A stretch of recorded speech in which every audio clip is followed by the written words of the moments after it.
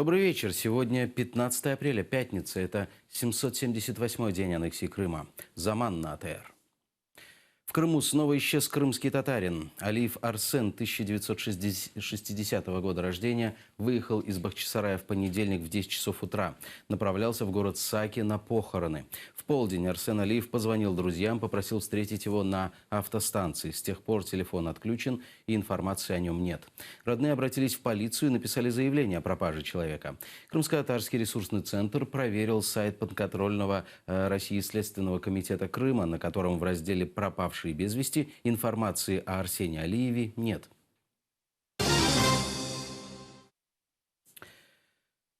Прокурор российской администрации Крыма Наталья Поклонская рассказала, почему она боится Меджлиса крымско-татарского народа. На ее YouTube-канале появилось видео, где она почти 14 минут объясняет свое решение приостановить действия Меджлиса. Сегодня председателем Меджлиса крымско-татарского народа, другими его лидерами, членами и руководителями продолжаются мероприятия, посягающие на территориальную целостность Российской Федерации. Высказываются оскорбления, угрозы. Проводится работа по запугиванию крымско-татарского народа, которая активно освещается в средствах массовой информации и сети интернет. Заседание суда о запрете Меджлиса перенесли на 25 апреля. Такое решение приняли из-за отсутствия в суде первого заместителя председателя Меджлиса Наримана Джиляла. Также в деле появились новые материалы. Суд заявил, что нужно время для ознакомления с ними. Я даю ходатайство об отложении в связи с тем, что не было Наримана Джиляла. Принципиальные позиции, принципиальные решения по данному административному делу имеет право принимать только он имеет право представить интересы всего Меджлиса, а мы являемся всего лишь его представителями, адвокатами, и не наделены правом принимать такие принципиальные решения. Мы просили приобщить к материалам дела ряд документов. Это нормативно-правовые акты из области международного законодательства. Кроме этого, мы просили назначить по делу судебную психолингвистическую экспертизу для того, чтобы подтвердить либо опровергнуть то, что в декларации не содержится никаких призывов, никаких высказываний, унижающих представителей других национальностей. Решение о запрете деятельности Меджлиса должно быть немедленно отменено. Такое заявление сделала верховный представитель Евросоюза по иностранным делам и политике безопасности Федерико Могерини. Это решение является крайне тревожным и представляет собой вопиющую атаку на права крымских татар, сказано в тексте, размещенном на официальной странице Могерини. Евросоюз постоянно высказывал обеспокоенность ухудшением ситуации по правам человека в оккупированном Крыму с момента незаконной аннексии полуострова Российской Федерации в 2014 году, включая преследование лиц, которые принадлежат к национальным меньшинствам, подчеркнула она.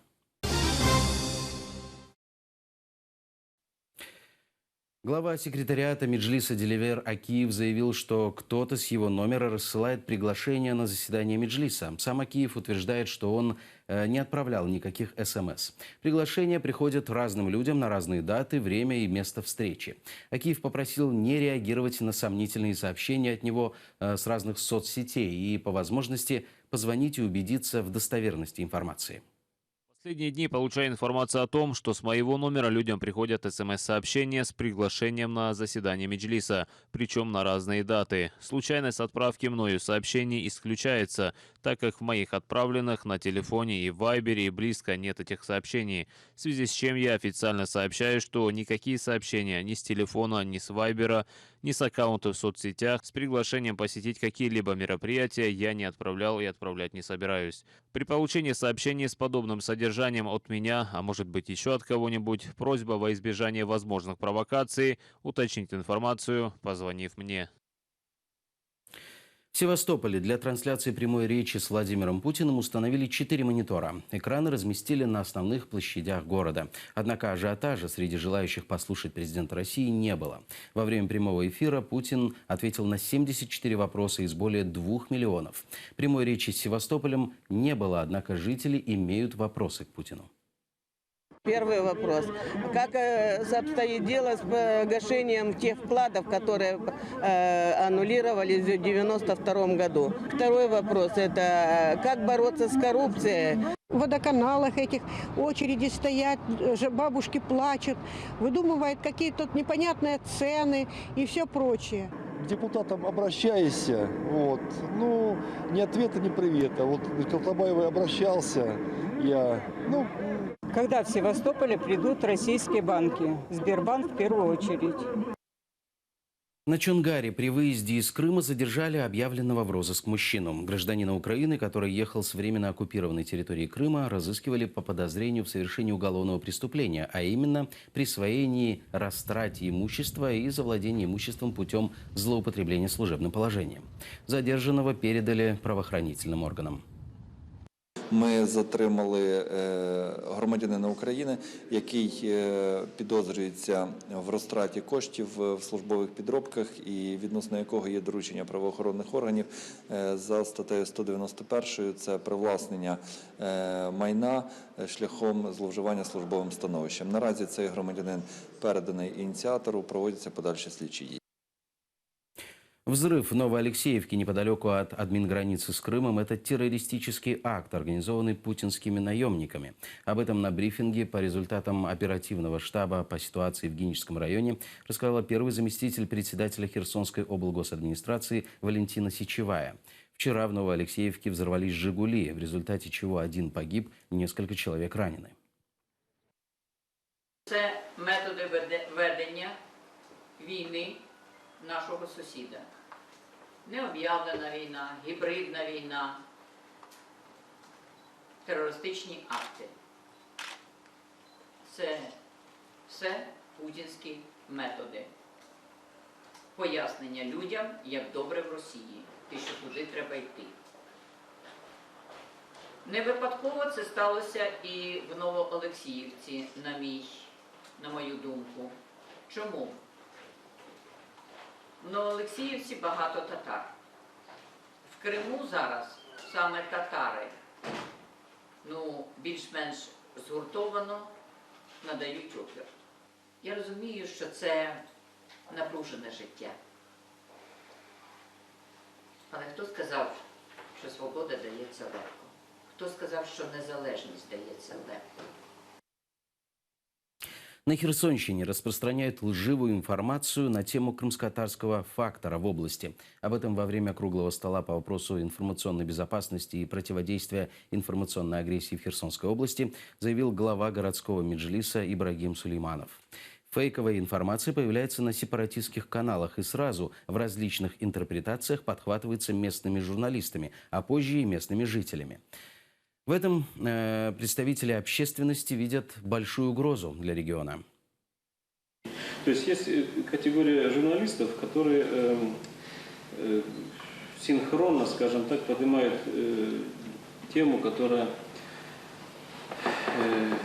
как по-другому, как разжигание межнациональной розни не назовешь. И когда вот эти фейковые появляются посылы, например, то же самое, что крымские татары скоро захватят Херсонскую область, и местным жителям надо быстрее спасаться. Вот есть рассылка Рамблер.ру. Я вот смотрю о том, что пишут про Херсонскую область, в том числе российский сайт. Там все вот эта татарская тема, вот эти исламофобия, она там одна из первых. И самые невероятные слухи там происходят. Потом эти слухи распространяются на базарах, там где скопление людей, там, в маршрутках. И мы безоружны. Мы не имеем права быть цензурой, и это правильно. С другой стороны, мы четко понимаем, что нам тоже не хватает вот этих вот законодательных норм, которые бы мы могли использовать для определенных действий, да, в эту сторону. Это первое. А что касается, вот вы говорите, исламофобии и так далее, на мой взгляд, абсолютно необхідно в противовес розвінчувати інформацію їй на інформацію. Ми не Росія, ми не використовуємо ті засоби пропаганди, які є традиційними, класичними для них. в які вони вкладають шалені сьогодні кошти і ресурси. Для нас момент такий, що ми себе позиціонуємо як демократична країна, яка не може втручатися ані в редакційну політику будь-якого видання, ані займатися цензурою і так далі. І сьогодні, коли ми кажемо про можливу протидію таким заходам, то це єдине створення інформаційної альтернативи.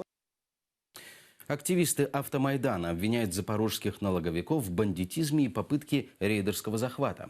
Следователи налоговой милиции Запорожской области при поддержке спецназа попытались конфисковать партию орехов у предпринимателя из села Кочержинцы Черкасской области. За день до этого те же следователи пытались забрать груз с орехами у одесского предпринимателя. Тогда их из области прогнал губернатор Саакашвили.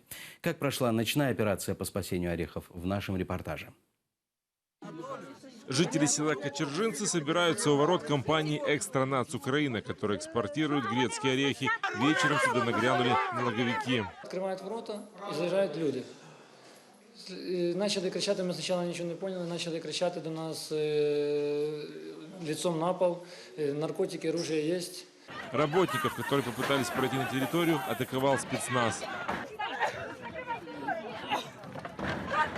Налоговики предоставили постановление Запорожского суда о проведении обыска и изъятия документов. При этом, рассказывают свидетели, оперативники пытались конфисковать и орехи. На складе сейчас хранится около 20 тонн стоимостью $50 000. Это полный беспредел. Приехали с автоматами, положили людей в нерабочее время. Это было где-то 8 часов вечера. Всех забрали, поломали видеокамеры, забрали, изъяли документов. Такая же ситуация произошла в среду в Одессе. Эти же следователи пытались вывести орехи местного предпринимателя. За него вступился Саакашвили. Документы. Мы еще не успели получить, он едет по почте. На помощь местным предпринимателям пришел Автомайдан. На каком основании вы орехи пытались? Нет, не выучали. Ну что ты врешь? Ну что ты врешь, быдло? Ничего ты не выучали. Не выучали орехи? Что вы делаете? Пошел вон отсюда. Как оказалось, налоговики пользовались постановлением суда, в решении которого не указано, на каком предприятии проводить обыск, только адрес. Это, конечно, рейдерство, я это сразу говорю. У нас все законно, у нас оформлены люди. Активисты Автомайдана уверяют, налоговая уже не может проводить обыски и конфискации. В законе о полиции у них нет таких полномочий. Генеральная прокуратура должна, военная прокуратура на самом деле, должна четко взять это под свое руководство. И пан Матиус должен расследовать, что это вообще было. Это фактически организованная преступная группировка с целью похищения товара предприятий. Ездит по Одесской, потом по Черкасской области, ищет, где есть дорогостоящий орех. Следователи налоговой не стали объяснять нашей съемочной группе причину своего появления. Честно говоря, отказываюсь. Сейчас мне уже, честно говоря, устало пояснять. Поэтому, извините, со всеми комментариями обращайтесь в пресс-службу ГУ ДФС Запорожской области. Вы же видите, что творится сейчас, что происходит. То есть неустановленные лица полностью заблокировали проведение обыска, который на законном основании здесь проводится. Не дают проводить обыск. Угрожают какими-то задержаниями, забрали мое служебное удостоверение. После эмоциональной встречи с автомайдановцами налоговики попытались уехать.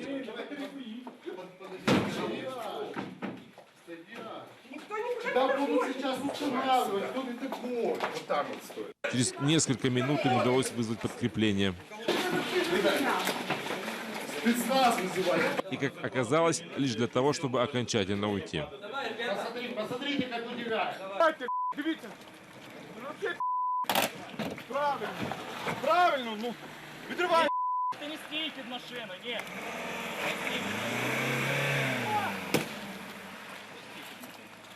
Роман Спиридонов, Эдем Ситаров, Заман, АТР. В Крыму умер Ариф Кадыров, отец Синавера Кадырова, крымско-татарского общественного деятеля, бывшего члена Меджлиса и делегата Курултая. Похороны состоятся завтра в 13:00 на кладбище Абдал в Симферополе.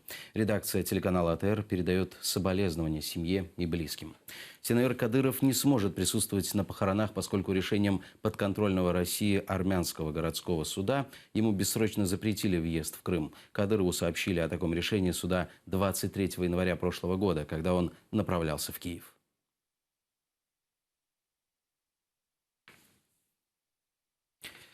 Синоптики предупреждают о прохождении холодного фронта на полуострове. Сегодня ожидаются местами сильные ливни, грозы, град, шквальный ветер до 15-20 метров в секунду. Будьте осторожны.